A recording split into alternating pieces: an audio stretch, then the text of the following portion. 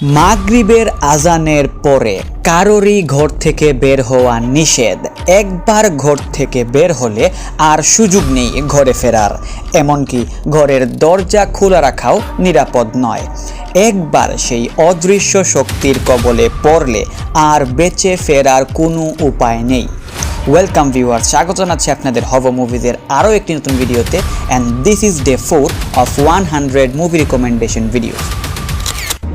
একদিন একটি গ্রামের মাঠে খেলছিল তিনটি বাচ্চা, যাদের দুজন ছেলে ও একজন মেয়ে।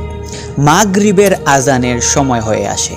মেয়েটি ছেলে দুটিকে বারবার খেলা শেষ করে বাড়ি ফেরার কথা বলে, কিন্তু ছেলে দুটি মেয়েটির কথা না শুনে পাশের জঙ্গলের ভেতরে চলে যায়। ঠিক এমন সময় শোনা যায় মাগরিবের আজান।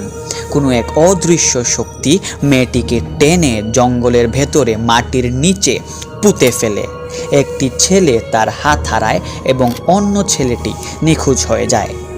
কিছুদিন পর নিখোঁজ ছেলেটিকে খুঁজে পাওয়া যায় মানসিক ভারসাম্যহীন অবস্থায়। যে ছেলেটি তার হাত হারিয়েছিল, সে ছেলেটিও কিছুদিন পর অস্বাভাবিকভাবেই মারা যায়। কি হয়েছিল সেদিন? কি আছে ওই জঙ্গলে?